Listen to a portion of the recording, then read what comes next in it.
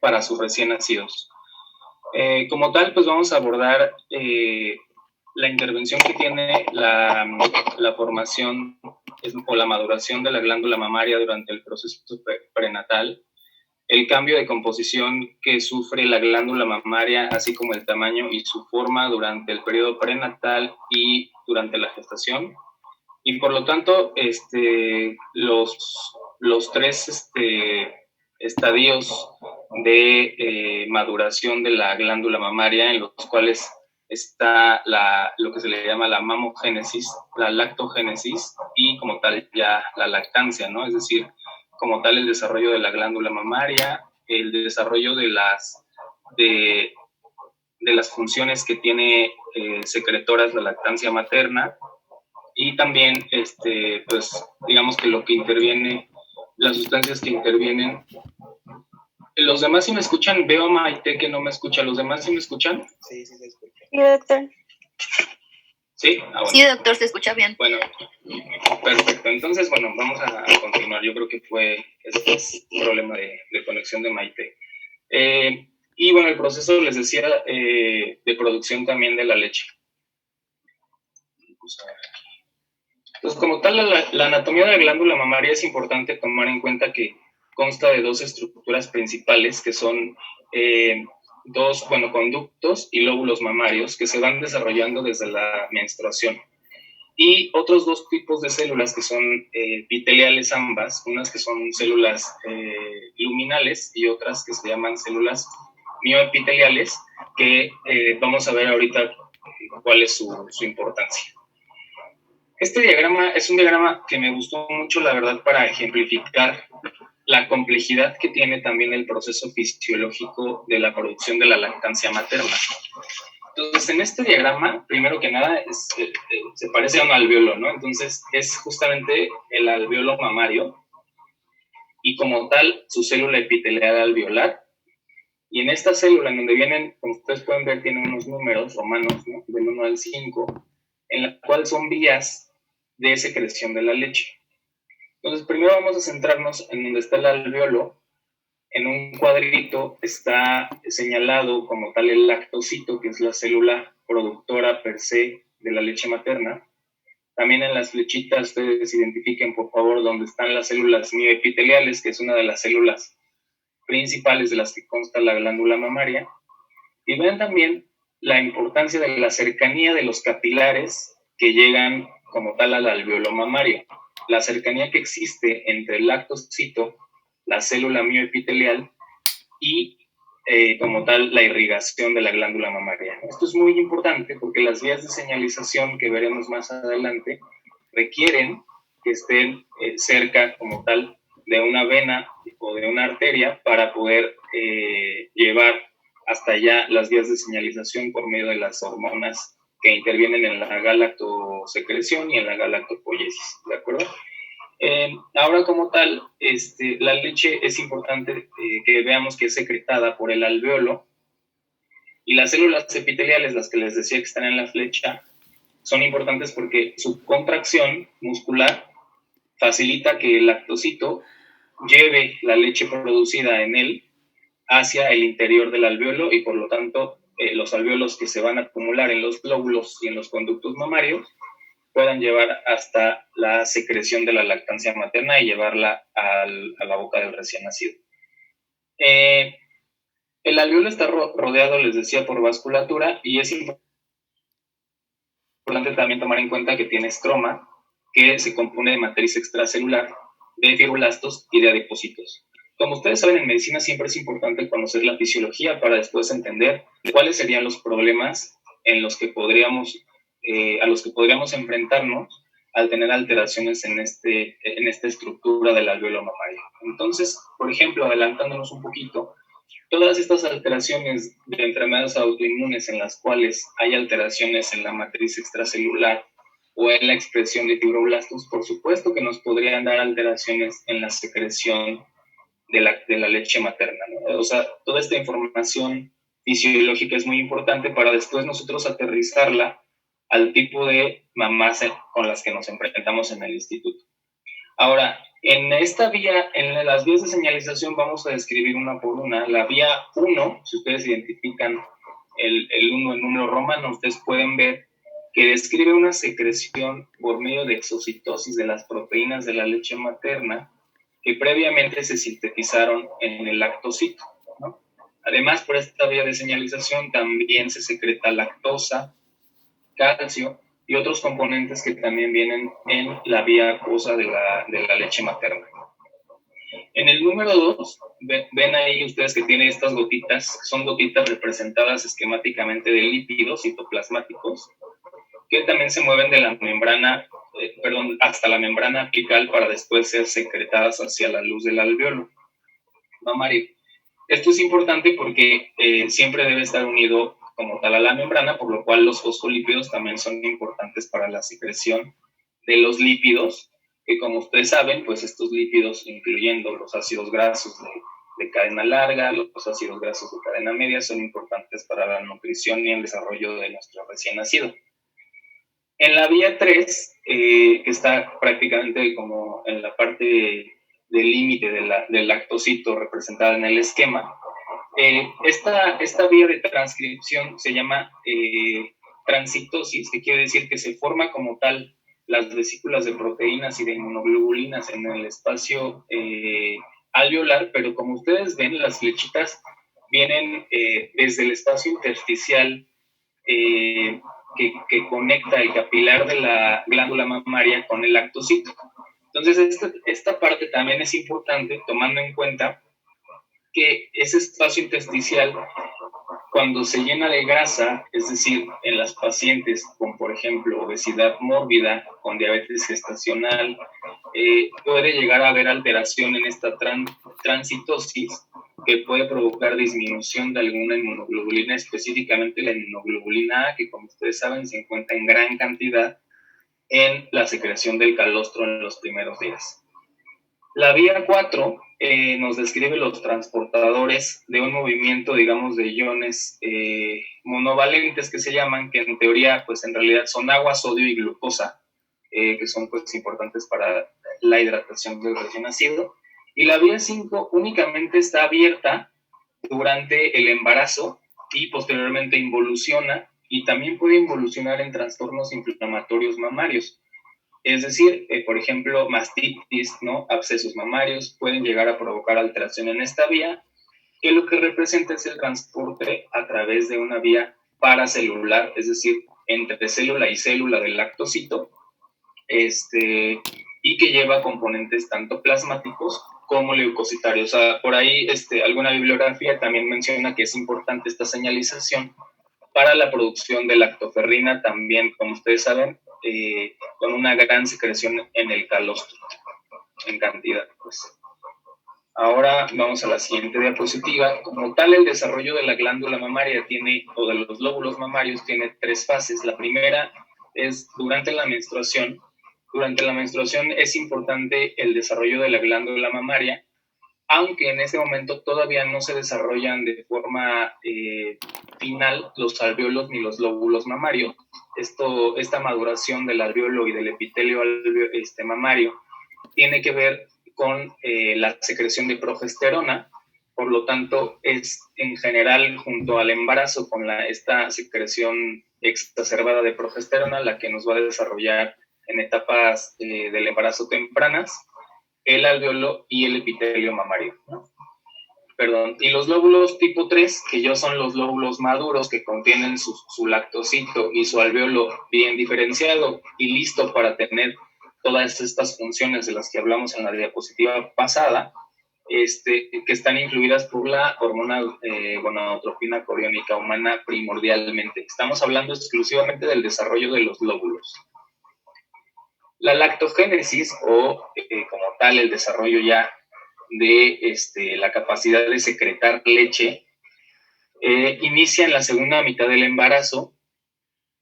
Como les decía yo, necesitan bien el desarrollo de las venas como tal, o de la secreción, pues sí, digamos que de la cercanía, perdón, de venoso hacia la glándula mamaria para poder tener una adecuada secreción Esto favorece el incremento de los senos, que es también acompañado de un crecimiento ductal y también de diferenciación de las células epiteliales a los lactocitos ya desarrollados con sus 5 vías de señalización. Esta iniciación secretora, bueno, es importante que les mencione que lo pueden encontrar en otra literatura o seguramente lo han leído como lactogénesis etapa 1, ¿no? Que era el nombre anterior al que se le llamaba esta iniciación secretora. Y la activación secretora, que es, la que era denominada previamente lactogénesis etapa 2, tiene una presencia a la hora de disminuir abruptamente la progesterona y tiene que ver también con el alumbramiento. Esto es importante que tiene una regulación autocrina, es decir, la glándula mamaria se autorregula y las hormonas que se expresan en la glándula mamaria favorecen la autorregulación independiente de otros sistemas endocrinos. Y el vaciamiento del seno, como saben, pues es necesario para la síntesis continua. En este diagrama podemos ver que entre las 16 y las 22 semanas ya está ahí señalada la lactogénesis etapa 1, es decir, la glándula mamaria ya está desarrollada y lista. Sin embargo, el nivel de progesterona en esa etapa del embarazo no permite que se active esta segunda fase de lactogénesis etapa 2, que ustedes ven señalada justo después del nacimiento con la caída de la progesterona acompañada del alumbramiento como tal, pues placentario. Y esto se acompaña además de la secreción de prolactina intensa que favorece la galactopoiesis, ¿no? En general, este proceso de lactogénesis de activación secretora se produce alrededor de las 30 a las 40 horas de vida. Y como tal, la lactogénesis etapa 3, que como tal se engloba en las literaturas actuales como esta fase de activación secretora, únicamente se determina por esta regulación autocrina que permanece durante el tiempo que dure la lactancia. Como ven, la prolactina está señalada en rojo, tiene una secreción importante a la hora del nacimiento, después viene discretamente en descenso y hacia alrededor de los 3 meses en adelante tiene una discreta secreción a nivel sérica. Sin embargo, a nivel de la glándula mamaria se sigue expresando de forma importante. Hay varios genes ahí que determinan su expresión. Ahorita vamos a tocar ese punto. Entonces hay 2 hormonas muy importantes que van a determinar cómo es la secreción y la producción de la lactancia materna. Una primordial, como saben, pues es la oxitocina. Sin duda la oxitocina es sumamente importante desde el momento del nacimiento y por eso nosotros en el hospital favorecemos también el contacto inmediato, que es una de las formas que tenemos para que se produzca de forma inmediata la oxitocina en la mama y que esto nos favorezca también esta activación secretora. Como decíamos en alguna clase previa, la succión que generalmente inicia entre los 30 y 40 minutos en el recién nacido tiene relación con la secreción de prolactina y de oxitocina endógena que van a favorecer esta secreción de leche. Entonces, una vez más, digamos que este es un punto extra para favorecer el contacto piel a piel. La estimulación táctil del complejo areola y pezón van a favorecer la liberación de oxitocina, es decir, la succión del recién nacido sería por excelencia el estimulador ideal para que se produzca oxitocina, lleve esta señalización a la glándula, a la hipófisis como tal, y esto regrese como una retroalimentación por vía sanguínea hacia la glándula mamaria. Por eso es importante que el desarrollo de la vascularización en la glándula mamaria para que por ahí, digamos, llegue esta señalización tanto de oxitocina como de prolactina. La interacción de la oxitocina va directamente a las células mioepiteliales, que si recuerdan el diagrama, son las que al tener músculo como tal, al componerse de músculo, pueden contraerse y por lo tanto llevar esta leche que se había producido en el lactocito, llevarla hacia el alvéolo. Aunque en esta función también interviene la prolactina, ahorita lo vamos a ver.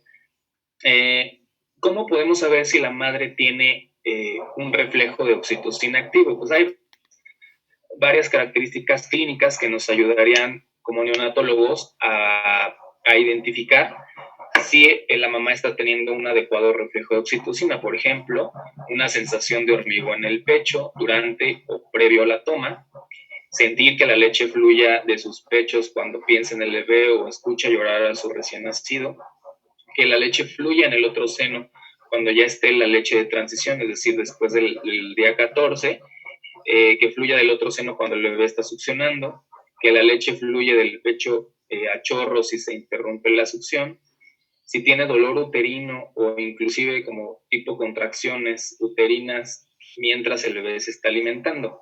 Si alguno de estos signos está presente, nosotros podemos inferir que este reflejo de oxitocina está funcionando. Sin embargo, si no está presente, tampoco significa que no se está produciendo oxitocina, sino los signos pueden ser tan sutiles que la mamá podría no identificarlos, ¿no? Pero digo, creo que sería importante tomar en cuenta que es una forma clínica en la que nos podríamos dar cuenta qué tan efectivo está siendo el reflejo de producción de oxitocina. Y la prolactina, que sería la otra hormona protagonista de la secreción de la leche materna, que pues bueno, tiene una acción específica en el lactocito. Entonces la oxitocina actúa en las células mioepiteliales y la prolactina actúa en el lactocito. Entonces, la relación, la regulación y la síntesis de prolactina no tiene relación con la cantidad de producción láctea, es decir, el bebé, la glándula mamaria sigue siendo sensible a la prolactina mientras el bebé mantenga la succión. Y también, como ven en el diagrama, la prolactina llega por medio de la vasculatura de la glándula mamaria hacia el lactocito y por lo tanto favorecer la galactopoiesis, ya como tal la excreción únicamente del lactocito hacia los lóbulos mamarios para poder llegar hacia el pezón y ser secretada, bueno, alimentado el bebé. Como tal, la expresión de la prolactina y la secreción de la prolactina es favorecida durante la noche y suprime discretamente la ovulación. Ustedes seguramente han escuchado que lactar en ocasiones puede ser un método anticonceptivo, el cual es falso, digamos que no tiene un porcentaje seguro de anticoncepción, pero también es interesante tomar en cuenta que aunque la mamá duerma menos de 8 horas, como al principio sucede que en la lactancia están pegándose al bebé acorde a las señales de hambre casi cada hora y media, cada 2 horas, específicamente los primeros 5 días, la prolactina favorece que tengan un sueño reparador independientemente de las horas que duerman durante la noche. Y después también ayudan a la regulación del ciclo sueño-vigilia una vez establecida la lactancia y ya estando, digamos, la lactancia de transición ya con más cantidad de leche. Y otro factor, otra proteína importante es el factor inhibidor de lactancia, que va a regular la cantidad de leche producida en la glándula mamaria y la retroalimentación que tiene es desencadenada únicamente por la cantidad que toma el recién nacido. A diferencia de la prolactina, sí tiene relación con si se vacía o no el seno. Y esto es muy importante porque la cantidad de leche producida va a depender específicamente del vaciado del alveolo, ¿no? Entonces, recuerden nuevamente este esquema del alveolo mamario, y si no se vacía de leche, pues las células mioepiteliales no reciben nuevamente el estímulo de la oxitocina y el lactocito tampoco recibe estas vías de señalización, y por lo tanto, aunque esté la capacidad de seguir produciendo leche, este factor inhibidor de lactancia no permite que se vuelva a llenar el seno porque, digámoslo así, está en este momento lleno de leche y se considera que no hay una retroalimentación para que se vuelva a producir. Como tal, este es, por ejemplo, en el esquema, una glándula mamaria llena de leche, los alvéolos siguen secretando ahí como partículas de lípidos y por lo tanto la prolactina no puede llevar a cabo esta interacción entre el lactocito y la célula mioepitelial y por lo tanto no sigue produciendo más leche. Por eso es muy importante que en las pacientes en las que de momento no se ha establecido la lactancia materna por alguna otra consideración, es importante que mantenga el seno vacío, en este caso con extracción ya sea manual o pues las que tengan posibilidad con algún extractor manual o eléctrico para poder inhibir este factor inhibidor de lactancia y se siga produciendo la leche. ¿Qué datos debemos analizar? El volumen de la leche producida va a depender como tal de dos circunstancias relacionadas con la extracción, que sería la eficacia en la extracción y la frecuencia de la extracción. Entonces es muy importante asegurarnos de que las mamás estén extrayéndose de forma eficaz, que vacíen el seno, y de forma frecuente, casi cada 2 horas, 3 horas, estarse extrayendo para que se inhiba este factor inhibidor de lactancia y se pueda seguir produciendo leche. La capacidad de almacenamiento de la glándula mamaria también varía. Hay algunas mamás que pueden almacenar desde 100 a 200 mililitros, hay algunas mamás que pueden almacenar hasta 600 mililitros, y esto es importante tomando en cuenta que aquellas que tienen una capacidad de almacenamiento mayor podrían necesitar más tiempo de extracción manual o eléctrica o con algún extractor manual. Otras cuestiones de interés que intervienen en la lactancia mamaria es sobre los implantes mamarios, un tema en el cual cada vez nos enfrentamos más a menudo. La incisión que altera menos la estructura de la glándula mamaria y por lo tanto la lactancia es la incisión axilar, ¿no? Y esto es importante saberlo porque en general es la segunda en cuanto a frecuencia que los cirujanos plásticos realizan. Entonces, sí podríamos tener por ahí alguna disminución en la síntesis de secreción de leche si vemos que tienen algún otro abordaje, por ejemplo, este famoso de sonrisa, que es alrededor de la areola, ¿no? Y lo otro, pues, es importantísimo valorar el incremento en calorías de la dieta materna. ¿Cuánto hay que incrementar? Esta es una pregunta que debemos de hacernos nosotros, ¿no? Nosotros estamos asegurando que la leche materna se está produciendo en forma correcta. La mamá tiene suficiente información, entonces la mamá debe incrementar sus calorías alrededor de 500 a 800 kilocalorías para poder favorecer la adecuada producción de leche materna. Algunos datos a analizar, algunas conclusiones. Es muy importante evaluar la edad gestacional porque esto nos va a determinar qué capacidad tiene el bebé también para poder vaciar el seno en su totalidad y por lo tanto alcanzar a inhibir la presencia de este factor inhibidor de lactancia. Si, por ejemplo, tenemos un pretérmino tardío que sabemos que va a tardar más en la toma, ¿no? En promedio 30 a 40 minutos, a diferencia del de término de 15 a 20 minutos en vaciar el seno, es importante informar a la mamá que esto puede suceder e informar a la mamá la importancia de extraer en su totalidad la leche que está en el seno para poder continuar con la lactancia, pues, exitosa, ¿no?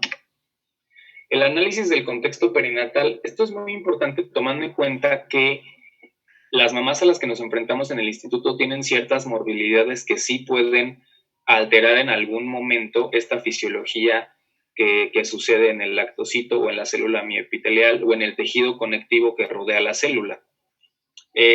Ahorita les voy a enseñar un diagrama que no sé, me parece que abrí la presentación no actualizada, pero ayer la doctora Coronado me hizo favor de mandarme un artículo también respecto al tema y quería mostrarles un diagrama. Ahorita abro el artículo para mostrárselos de aquí directamente, porque vienen algunas alteraciones tanto ambientales como hormonales de macronutrientes que son importantes y que, por ejemplo, hay algunos receptores de prolactina que podrían alterar la secreción y la expresión en el lactocito. Por ejemplo, y lo que les decía, ¿no? La acumulación de tejido adiposo también puede favorecer la alteración en la expresión.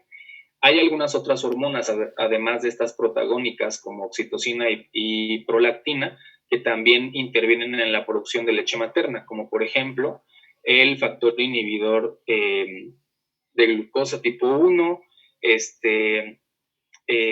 la hormona tiroidea. Entonces, por ahí buscando también las mamás, por ejemplo, con hipotiroidismo no controlado, o las mamás que tienen por eso diabetes gestacional o que tienen hiperinsulinismo, sí pueden tener alteraciones en cuanto a la secreción de prolactina y por lo tanto una menor capacidad de producir este reflejo en el lactocito y por lo tanto menor producción de leche materna. Es importante analizar el contexto perinatal de nuestras mamás.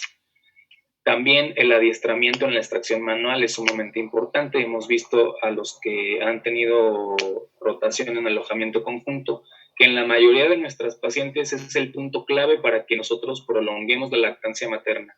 Porque si la mamá se hace experta en la extracción de leche materna, esto nos va a favorecer para que complemente todas y cada una de las tomas durante los primeros días y para que después pueda asegurarse de que esta última parte de la tetada, en donde seguramente cuando vean la clase con la doctora Hernández sobre composición de la leche materna, verán que en esta última parte de la tetada hay algunas sustancias que son muy importantes para la nutrición del bebé, como lactosa, los ácidos grasos poliinsaturados de cadena larga, que si el bebé no vacía el seno, pues no los consume. Por eso es muy importante favorecer la extracción láctea. El análisis nutricional de la madre como tal, esta recomendación de administrar calcio, vitamina D, hierro después del nacimiento del recién nacido es muy importante. En algunas mamás desafortunadamente no se lleva a cabo esta suplementación y por lo tanto la nutrición del recién nacido puede verse mermada. Y el incremento de las calorías también es muy importante, les decía, al menos 500 calorías para la producción adecuada de leche materna y la hidratación correcta, ¿no? Alrededor de entre 3 y 4 litros por día. Recuerden que darle información a las mamás, a nuestras pacientes, es darles poder de decisión de cómo van a llevar a cabo la lactancia materna, pero sin información, pues la verdad es que considero que las dejamos desprotegidas y es muy importante que ustedes, por lo tanto, mejoren sus habilidades de comunicación para que puedan ser todas estas dudas aclaradas en el entorno hospitalario y podamos favorecer que la lactancia no solo se inicie en el hospital, sino se continúe, porque este es un porcentaje bajo, el que desafortunadamente, después de haber iniciado la lactancia materna de forma correcta a nivel hospitalario, alrededor del 60% suspende la lactancia antes de los 6 meses. Entonces, darles información y mejorar estas habilidades de comunicación pueden favorecer a que la lactancia sea aún pues más prolongada, ¿no? Dejen ver si por aquí tengo el artículo. Mientras, si quieren alguno ir mencionando alguna duda, alguna aportación que tengan a la clase. Doctor, yo tengo una duda. Respecto a los bancos de leche en casa, por ejemplo, yo he visto que a muchas mamás les gusta comprar como bolsitas para ir guardando la leche. Entonces, ¿habrá algún artículo que nos pueda pasar donde diga cuánto tiempo dura refrigerada, cuánto tiempo dura el tiempo, cuánto dura congelada? Y también, por ejemplo, si esas bolsitas tienen que llenarse como a ciertos mililitros o qué consideraciones especiales tiene que tener la mamá, porque pues la verdad es que es muy frecuente que las mamás te pregunten cómo conservar esta leche. Sí, claro. Mira, la almacenación ya, eso está bien descrita sobre cuánto tiempo dura. Refrigerada puede durar de 24 a 48 horas de forma segura. La verdad es que lo ideal, al ser un factor bioactivo, te recomendaría que fueran 24 horas de refrigeración.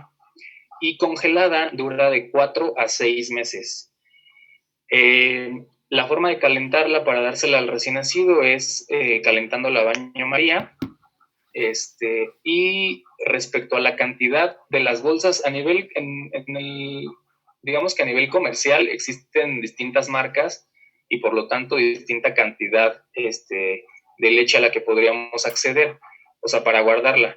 Pero en general se recomienda que sean máximo 200 mililitros, justamente porque si recuerdas tienen oligosacáridos de leche humana y como tal carbohidratos que pueden fermentarse si es más cantidad y a la hora de calentarla se pueden perder estos factores y es lo que no queremos. De todos modos, si quieres, sí tengo algún artículo que hable sobre eso y se los envío para que puedan revisarlo más a detalle. Sí, muchas gracias, doctor. ¿Ven la imagen aquí del diagrama? No, doctor. A ver, dame un segundito, Doctor, porque quiero compartirlo. Ok. Sí.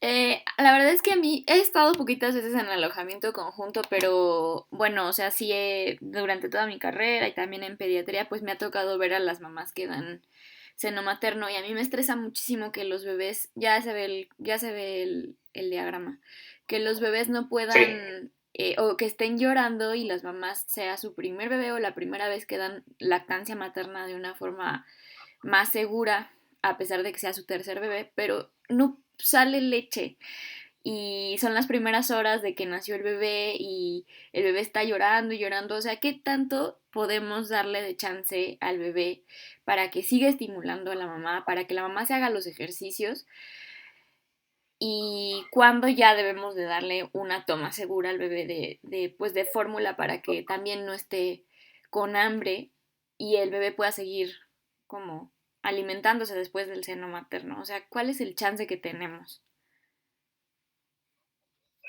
Ale, ¿cuál Ale eres? Soy Alejandra Ale, ¿cuál? Ávila. Soy Alejandra Ávila, doc. Nada más, yo a usted lo Ah, conocí una vez en área COVID que me pasó un video de cómo sacarse la leche a las mamás, ajá, ok. pero ujú. Bueno, Ale, eso, fíjate que durante la rotación de alojamiento hemos trabajado un poco esa parte de sobre la toma segura, ¿no? Sí hay algunos bebés que son candidatos a recibir una toma de sucedáneo, pero por eso les decía que hay que analizar el contexto perinatal. Yo te recomendaría que si tú, por ejemplo, intentas extraer leche, digamos, la mamá intenta extraer leche y no salen gotitas de calostro, podamos favorecer el método mamá canguro, ¿no? Entonces, ese método mamá canguro también favorece la síntesis de oxitocina, tranquiliza a la mamá, tranquiliza al bebé y de esa forma tal vez podríamos nosotros volver a acercar al bebé. ¿Qué datos nos harían pensar que el bebé no está siendo alimentado o el estrés de la mamá, ¿no? ¿Cuál sería la intervención ahí más importante? Darle de comer con relactor. He visto que desafortunadamente, como no están rotando todos los días con nosotros, no han visto la mayoría cómo se coloca un relactor. Por ahí en la tablet que está en el área COVID en urgencias, también ahí les dejé una foto de cómo colocar el relactor, porque si hay mamás que pueden tener hipogalactia, que es justamente lo que en el diagrama viene, ¿no? Que hay algunos genes que no se expresan en algunas mamás y que por lo tanto pueden afectar como tal la producción de leche, o si como tal los lobulillos mamarios no se desarrollaron correctamente en la etapa de la menstruación o en la primera etapa del embarazo porque no tuvieron la cantidad, por ejemplo, una amenaza de aborto en la cual necesita progesterona. Y nosotros necesitamos cierto nivel de progesterona para que los lobulillos maduren en esta etapa en esta primera etapa del embarazo. Si se le dan más hormonas de progesterona, entonces esta expresión a nivel del lobulillo desfavorece su maduración, ¿no? Entonces esas mamás, por ejemplo, podrían tener hipogalactia al nacimiento. Y entonces no está la batalla perdida. Lo que debemos hacer es darle un volumen pequeño de sucedáneo. Eso lo vamos a ver en la siguiente clase que es mañana de contraindicaciones de leche materna. Voy a tocar el punto de cuando vamos a darle sucedáneo a una mamá, debemos de hacernos 3 preguntas. ¿Cuánto tiempo le vamos a dar el sucedáneo? ¿Cómo le vamos a dar el sucedáneo? ¿Y qué cantidad le vamos a dar? Entonces, lo recomendado es que le demos no más de 15 mililitros en una primera toma y que sea por relactor, sobre todo si la mamá tiene deseo de darle lactancia materna. Esto únicamente para que no tengamos como alteraciones de hidratación en el recién nacido. La glucosa en realidad no te debería estresar en un bebé de término que tenga buen peso a la edad gestacional, porque a veces es el estrés más grande, ¿no? Es que ya pasaron 3 horas y no ha comido. Pero en realidad ese bebé no requiere en horas que tú le des leche materna porque con el poquito calostro que tenga va a tener una adecuada producción o síntesis endógena de glucosa de todos modos. Entonces, no, en sintetizando, en conclusión, tu pregunta sería, método mamá canguro, si a pesar del método mamá canguro hay intranquilidad de la mamá o el recién nacido irritable, damos con relactor una toma de 5 a 15 mililitros, única toma, y valoramos en la siguiente toma si ya hay posibilidad de pegarse al seno materno, y si no, podemos seguir dando relactor. En general, con tres tomas con relactor hemos visto mejoría en cuanto al apego. Lo que favorecemos ahí es que el bebé siga succionando del seno materno y siga estimulando la secreción tanto de oxitocina como de prolactina para que se produzca más cantidad de leche. No sé si al final fui claro con la respuesta. Sí, doctor, claro, y la verdad es, o sea, el relactor iría pegado como más al seno materno para que la puntita esté junto al pezón y el bebé succione y también succione, empiece a generar la succión de, pues, del seno materno, ¿no? Y se lleve a Exacto. cabo todo eso. Ok, sí, sí, muchas gracias, doctor. Ahora, rapidísimo voy a tomarme el tiempo para comentarles este diagrama. Este diagrama fue en un estudio que se hizo en ratones, ¿no? Pero en el inciso A, donde dice lactancia exitosa, la glándula mamaria es funcional, ¿no? Y en el inciso B, la glándula mamaria es insuficiente. Tiene por ahí algunas secreción y diferenciación celular diferente que disminuye la producción de leche. ¿Qué factores intervienen? Hay factores genéticos, factores dietéticos y factores ambientales. Interesante en el artículo todo lo que mencionan sobre factores ambientales o toxinas a los que nosotros estamos expuestos de forma continua en el ambiente y que pueden alterar la producción de leche. Específicamente, todo centrado a la síntesis de prolactina. Algunos genes relacionados con prolactina, por ejemplo, seguro les suena JAK2, que por ejemplo también se expresa en diabetes, el STAT3, ¿no? En hipotiroidismo, específicamente autoinmune. Entonces, este artículo nos da todavía razón en este aspecto de que nosotros debemos analizar muy bien el contexto de cada uno de nuestros pacientes para saber qué factores de riesgo tenemos para que la lactancia no sea exitosa. También en la proteína de leche materna puede verse afectada la secreción de betacaseína. Ese tema yo creo que es algo controversial, pero en algún otro momento podemos tocar el punto. La beta-caseína que se produce de la leche materna es una que se llama beta-caseína A2 y la beta-caseína que viene en la leche de fórmula o la que excretan algunas mamás por algunos de estos factores genéticos se llama beta-caseína A1. Como tal, únicamente cambia un aminoácido de una proteína que son 67 aminoácidos y esto hace que se haga un polipéptido de 7 aminoácidos que se llama beta-casomorfina, que se ha relacionado mucho con el desarrollo de alergia a la proteína de leche de vaca. Algunos artículos que han mencionado la probable relación con enfermedades mentales, con deficiencias cognitivas. Entonces es muy importante. Es un tema aparte, les digo, no hay tanta información, pero si quieren luego podemos tomarnos un tiempo para comentar, porque es un tema muy interesante sobre la diferencia en la expresión de la beta-caseína en la leche de algunas mamás. Y como saben, pues la beta-caseína es una de las proteínas más importantes en la leche materna. Y la dieta de la mamá, deficiencias vitamínicas, deficiencias de cualquier tipo de vitamina A, B, vitamina D, de zinc, de yodo, puede afectar la secreción también de leche materna, ¿no? Entonces, sí quería mostrarles este diagrama. Lo había puesto, según yo, en la parte de lactogénesis, como para hablar de este punto en el tema de lactogénesis, pero bueno, creo que abrí la presentación equivocada, no actualizada. Pero bueno, no quería terminar la clase sin mostrarles todo lo que puede intervenir en este espacio en el que se encuentran las células mioepiteliales y el alvéolo mamario y la secreción de prolactina para la producción de leche. Entonces, ahora sí, si alguien más quiere hacer otra pregunta, por favor, adelante. Pues sí. Bueno, viendo precisamente que hay factores pues, genéticos, dietéticos y del ambiente, ¿de qué manera podríamos nosotros estar influyendo en ese ambiente en el sentido como emocional? De que a veces veo a muchas mamás en las que están básicamente agobiadas por la presión que hacemos en que continúen con la lactancia y la lactancia y la lactancia. Y hay muchas que o están cansadas o realmente no desean amamandar a su bebé. Y bueno, no sé si habrá algún estudio, porque la verdad no he leído al respecto, pero ¿en qué sentido quizá podríamos estar nosotros siendo contraproducentes con la lactancia? Algo muy importante, Andrea, ¿verdad? ¿Habló? Sí. Algo muy importante, Andrea, es comentar, preguntarle a las mamás lo convencidas que están con la lactancia materna, porque un estudio que hicieron en Estados Unidos, hay un curso de de nutrición neonatal en el que viene todo un capítulo de lactancia materna y se dieron a la tarea de hacer unos estudios sobre justamente cuál es la percepción de las mamás a nivel hospitalario, cómo se sienten con el adiestramiento de lactancia. Casi el 40% reportó que se sentía agobiada y estresada, casi obligada en el hospital para darles leche materna. Eso es algo con lo que nosotros tenemos que ser muy sensibles.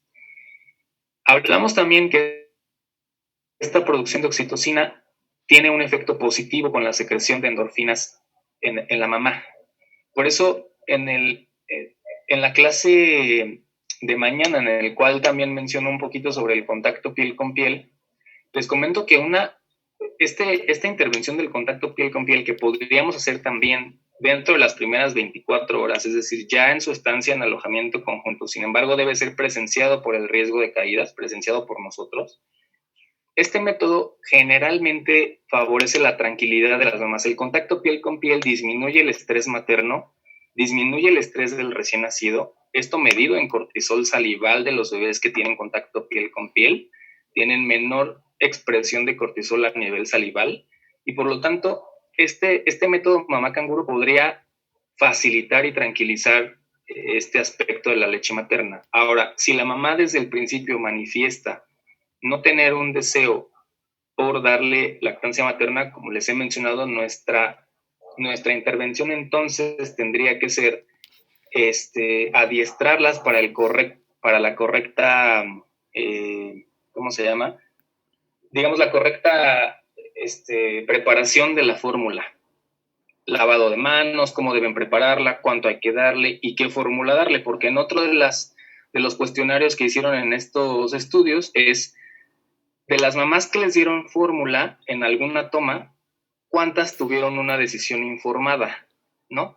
Y solamente el 32%, o sea que me parece bastante, el 32% mencionó que escogió por sí mismas la fórmula.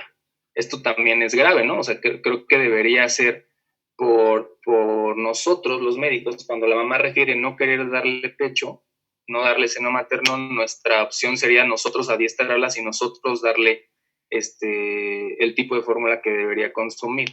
Pero es muy importante ahí la comunicación, por eso les puse en esta parte de las conclusiones que mejorar las habilidades de comunicación es muy importante, ¿no? A veces las mamás en este periodo postnatal inmediato, en el cual tienen más riesgo también de depresión postparto, necesitan esa atención, ¿no? Y necesitan que sean escuchadas, en este caso, pues por el personal médico, y a veces eso tranquiliza y cambia el panorama de que sobre la lactancia materna, de que lo complicada que es, lo agobiadas que están.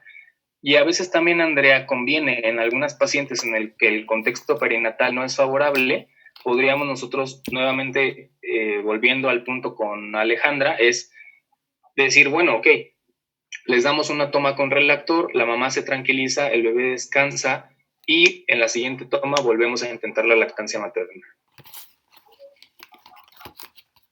De acuerdo, gracias. Doctor, ¿me podría recordar la aplicación que nos había dicho sobre lactancia? ¿Era LactMed? Herramientas para qué, para ver los medicamentos. Ajá, lo que pasa es que ayer hubo una paciente, bueno, para la clase de mañana podría ser, que te dieron Metrotexate, pero no recordaba la página que nos había dicho. Ah, sí, mira, digamos que la científica se llama LactMed, esta es de PubMed, entonces es bastante confiable la información y les decía, es una información como muy para nosotros, ¿no? Para el personal médico. Y la otra que es un poco más amigable tanto para la mamá como para, por ejemplo, los ginecólogos, sería el lactancia, que seguro la han consultado, pero sí, para nosotros estaría más padre que checáramos LactMed. Gracias. Sí. ¿Alguien más? Hola, doctor, buenos días. Yo tengo, Hola. una como comentario y una pregunta. El comentario sería, veíamos con la doctora Villalobos, me parece, que solamente menos del 5% de las mamás eran las que realmente tenían una deficiencia de producción de leche.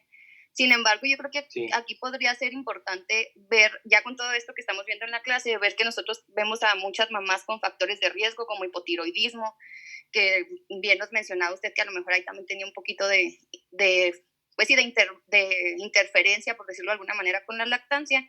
Entonces, tal vez si eso también en nuestro hospital sería a lo mejor el porcentaje un poco más alto de mamás que realmente no tienen una adecuada producción de leche. Entonces, creo que sería pues interesante ver este aspecto. Y mi duda, pero bueno, es un poco tonta, pero la verdad es que no, pues sí, la tengo y necesitaría así como que aclararla. Muchas mamás preguntan, vamos y les damos la plática y les decimos, cada 2 horas hay que estar poniéndose al bebé. Sin embargo, bueno, me han preguntado de que, bueno, cada 2 horas, a partir de que empecé a darle de comer a mi bebé o a partir de que terminó de comer. Entonces ahí sí me he quedado, la verdad, con un poco de duda. Duda. Ok, mira, respecto a la primera parte de tu comentario, en efecto, la literatura reporta que menos del 5% tiene hipogalactia. El problema es que esos estudios han sido en centros como tal materno-infantiles, sin diferenciar que, por ejemplo, nosotros, como bien dices tú, tenemos una morbilidad muy alta, ¿no? Nuestras mamás, un gran porcentaje de nuestras mamás tiene algún problema, obesidad, hipertensión, diabetes, hipotiroidismo y anexos, que sí pudieran llegar a tener interferencia con la lactancia. Como dices, ¿no? Tal vez valdría la pena analizar en nuestro instituto a qué porcentaje llegamos de hipogalactia o de alteraciones en la secreción de lactancia materna en nuestro medio, ¿no? Respecto a la segunda pregunta, el error creo que más bien es nuestro de poner un tiempo, Andrea, porque acuérdate que nosotros, por lo menos los 3 a 5 primeros días, nos guiamos, bueno, siempre, pero con mayor importancia los 3 a 5 primeros días nos guiamos mucho por la señal de hambre, ¿no? Del recién nacido. Entonces, el vaciamiento gástrico de la leche materna, como tiene alfa-lactoglobulina, que es una proteína que generalmente no tienen las fórmulas, esta alfa-lactoglobulina favorece el vaciamiento gástrico, es decir, tu bebé empezó a comer a las 12 del día y termina de comer los 2 senos a las 12:40 del día, ¿no? Termina de vaciar la pancita en 20 minutos en su totalidad, entonces terminó de vaciar a la 1 de la tarde. El bebé al despertar y tener señales tempranas de hambre en general sería 1 hora y media después de haber terminado su toma. Entonces, pero yo te recomiendo que no le demos un horario de alimentación a la mamá, ¿no? Porque la lactancia, esa es la parte en la conclusión que yo les pongo información, es poder. O sea, nosotros tenemos que quitarles ese mito de que el bebé va a comer con un intervalo constante de tiempo, porque eso varía de acuerdo a la cantidad de secreción de leche que hubo para esta toma y a los nutrimentos que son variables casi entre cada toma. Entonces, nosotros más bien tenemos que decirle, no mamá, en realidad no hay un horario específico para darle de comer al bebé, más bien tendríamos que guiarnos por las señales de hambre del recién nacido. Si ya pasaron 3 horas y el bebé no despierta, pues hay que descobijarlo, porque generalmente ese pues un factor que intervenga, ¿no?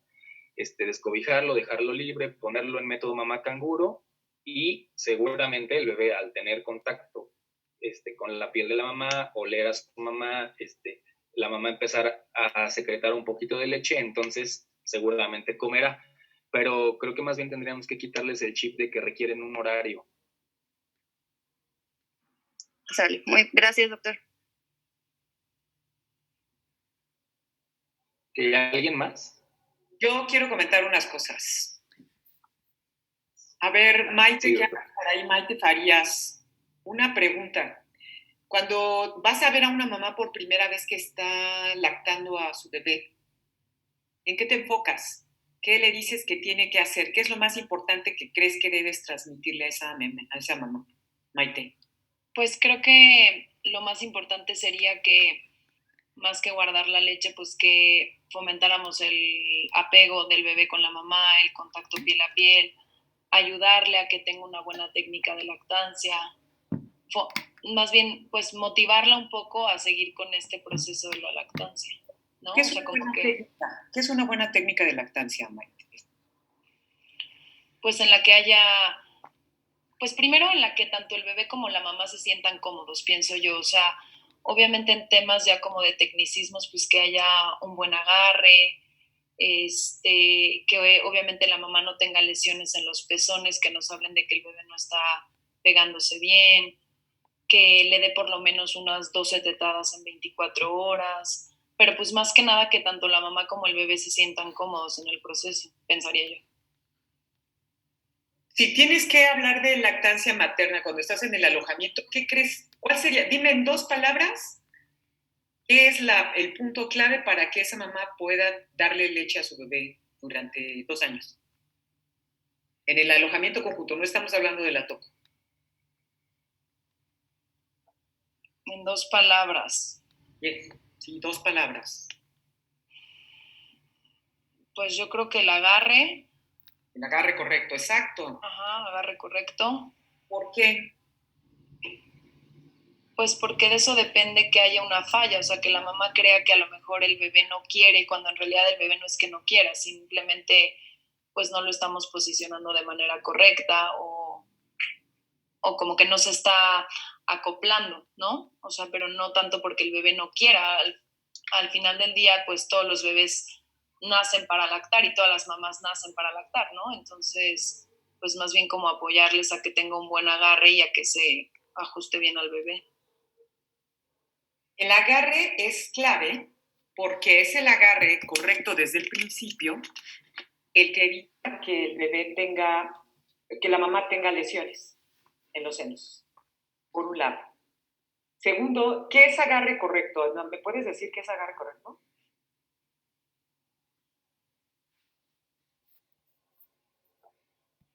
A ver, ahora que me conteste alguien más. Raimundo, contéstame tú.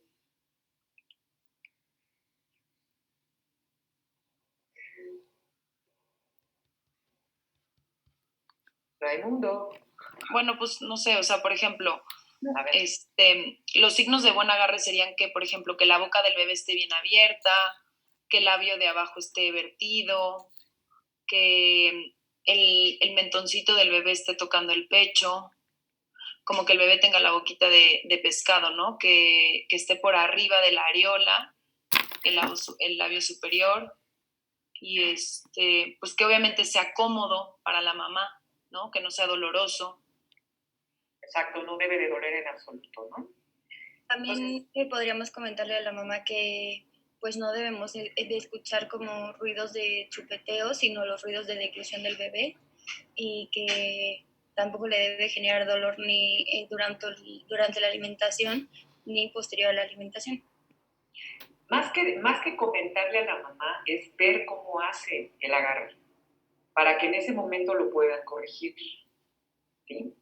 Acuérdense que es muy importante para evitar las llagas en los pezones de la mamá, que el bebé tenga bien abierta la boca cuando se lo va a acercar al seno, porque luego muchas veces, déjenme ponerme el video, hagan de cuenta que este es el pezón, y el bebé empieza como a chapalear para luego agarrar la areola.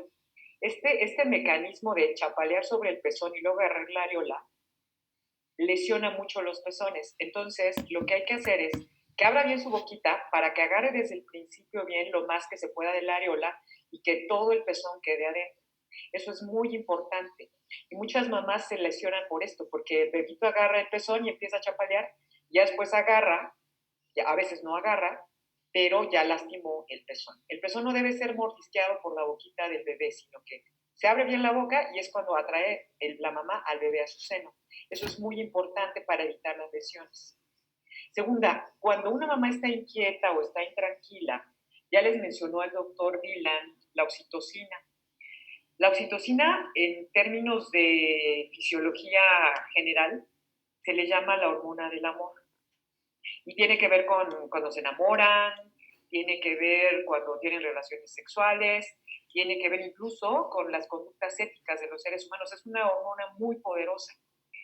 Y es tan poderosa que puede generar placer.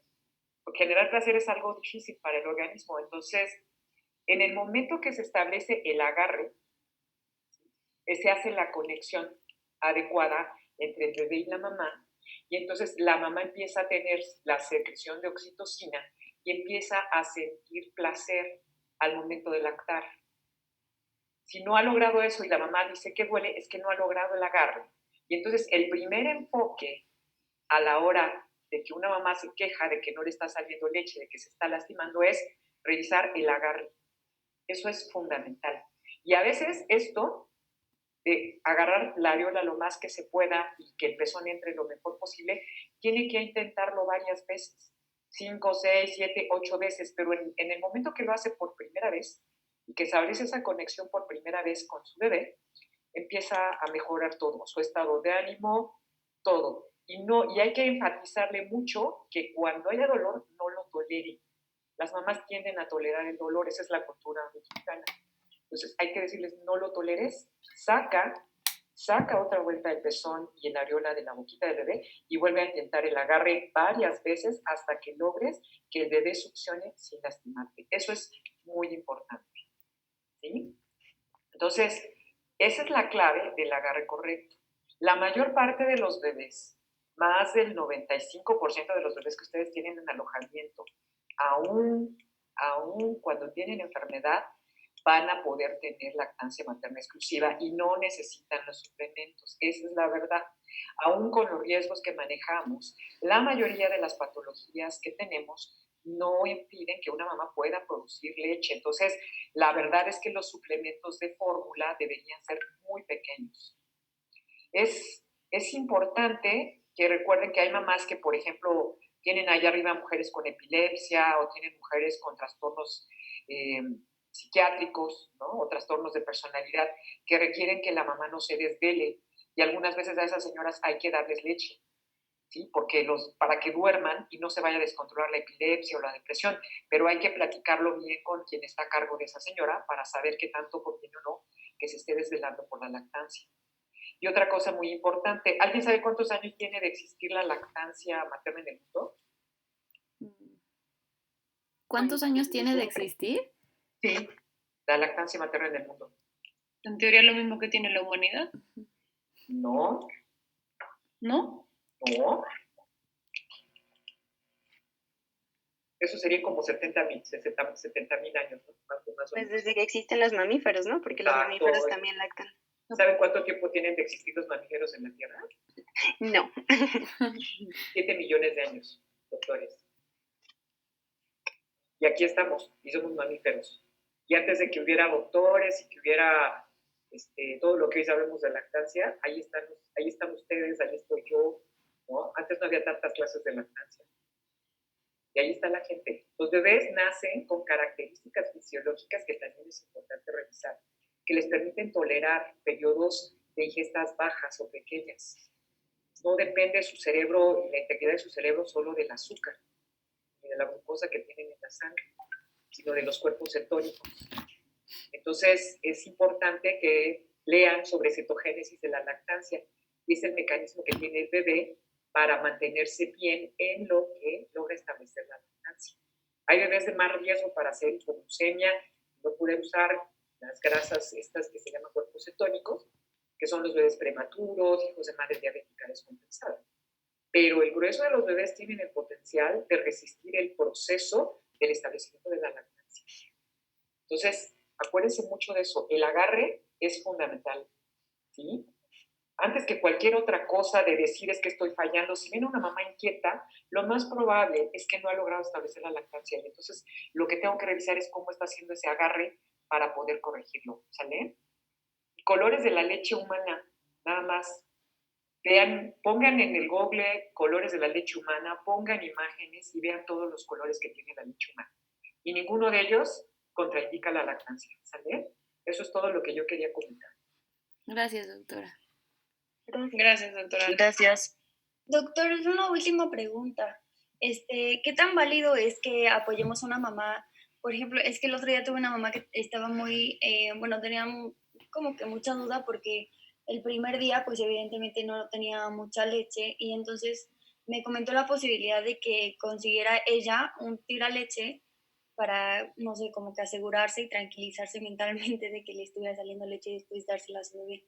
¿Qué tan válido sería, pues, iniciar o no sé, sugerirles a la mamá que se apoyaran de un tiraleche durante los primeros días de lactancia materna.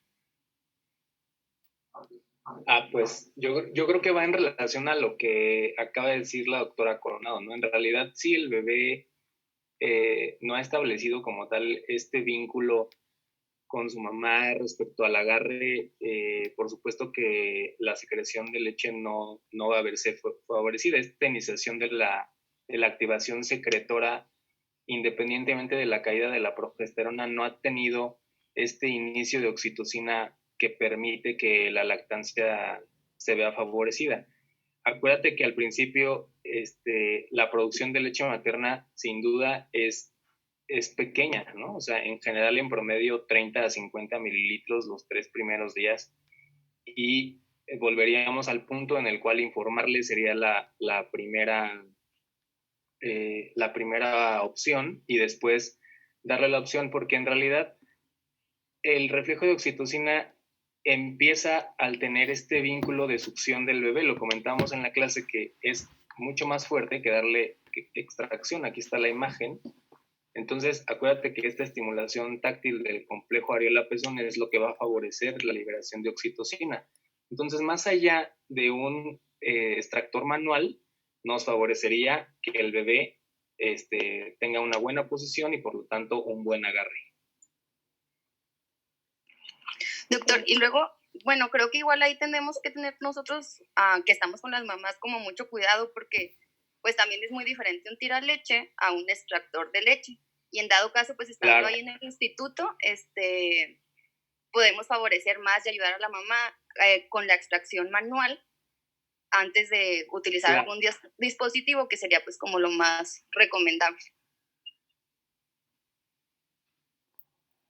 Sí, primero la extracción manual en el instituto, yo creo que es, hablando de extracción, el método favorito de nosotros, tomando en cuenta que a nivel hospitalario podríamos primero adiestrarlas de forma correcta y luego garantizar que tengan extracción de leche. Pero sin duda lo primero sería favorecer la adecuada posición. Ustedes han visto que cuando paso yo con las mamás, en general el error más frecuente, no sé si han visto, es la posición.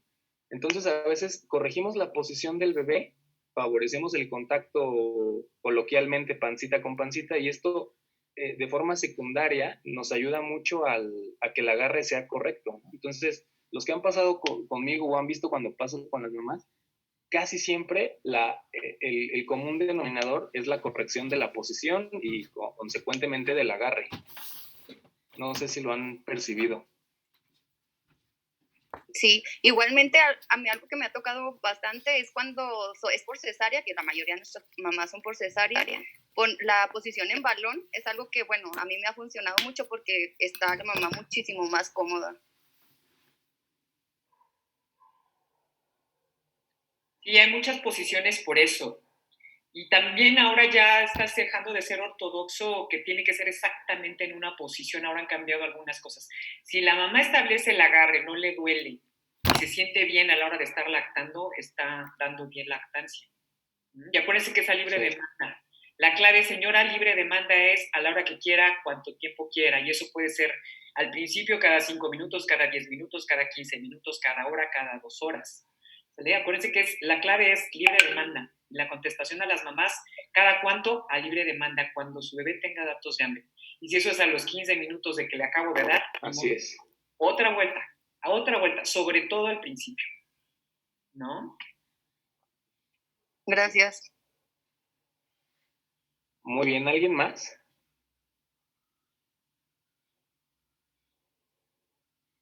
Bueno, pues eso sería todo entonces. Si ya nadie más tiene dudas, ¿no, verdad? Gracias, doctor. Bueno, gracias, Rodri. Bye. Gracias. Bye. Gracias, doctora Coronado. Saludos a todos. Gracias, doctora. Gracias, hasta luego. Gracias.